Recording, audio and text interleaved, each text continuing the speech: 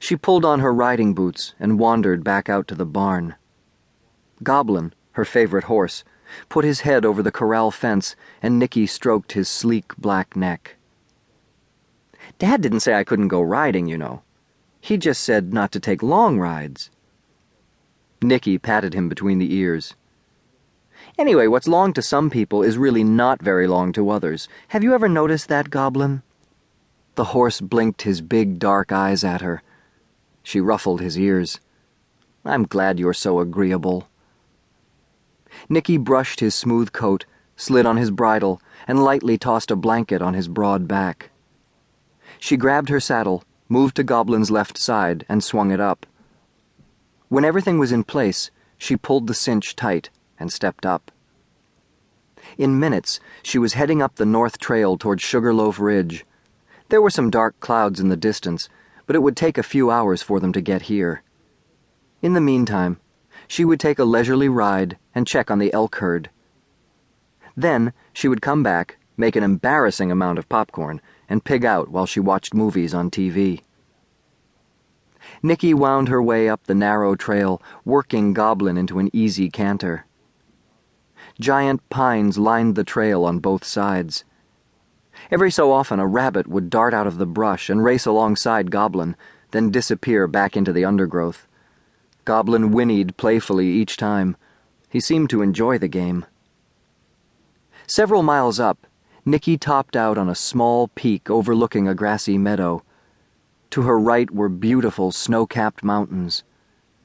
It was peaceful here. She stopped and took a deep breath of the fresh air. In the meadow below, a movement caught her eye, and she slid the binoculars from the saddlebags. Bighorns. A large band of bighorn sheep was passing through from the salt licks on its way up to the high mountains. The big rams marched like royalty, with their curled horns held high. The spring lambs jumped over their mothers, chased one another, and butted heads with an unending supply of energy. Staying in the shadows of the tall trees, Nikki urged Goblin forward until he was right at the edge of the meadow. Silently, she stepped off her horse and tied him loosely to a branch. She slowly crawled closer, using the tall grass for cover. The lambs were still romping about. One of the mothers got tired of being hurdled and butted a little one end over end. The tiny lamb tumbled to the ground in a woolly heap. Nikki nearly laughed out loud. From nowhere, a rifle shot cracked the morning and echoed through the valley. The band of sheep scattered, but it was too late. A large ram fell to the ground. Nikki froze.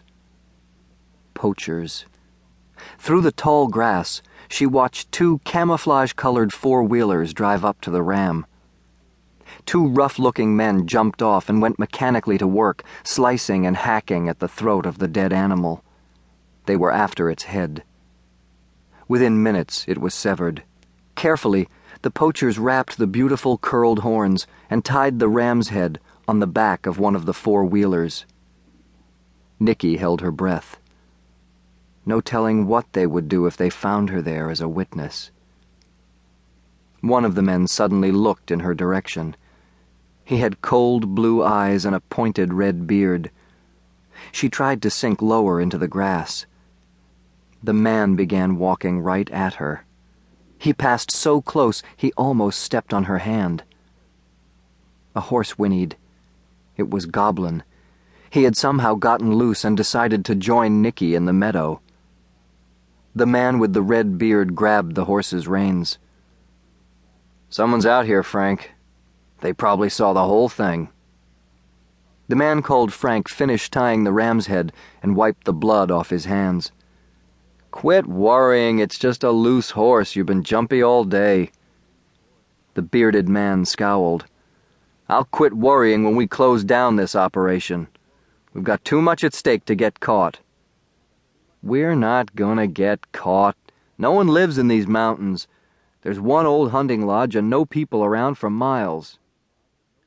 "Then where did he come from?" Redbeard looked at the horse. "Like I said, he got loose. Probably threw a greenhorn somewhere down in the valley."